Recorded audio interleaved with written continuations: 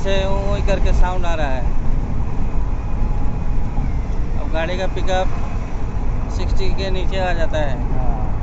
Pickup देने से भी नहीं हो रहा है। पिकअप देने से भी नहीं जाता है। स्टार्ट बंद करने से ठीक हो जाता है।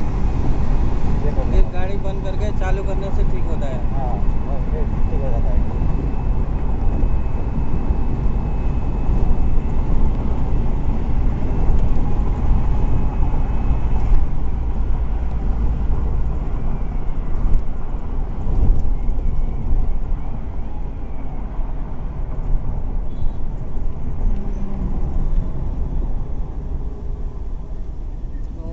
से आवाज़ आता है, पिकअप नहीं लेता है, फिर गाड़ी को बंद करना पड़ता है। फिर देखिए साउंड सुनिए।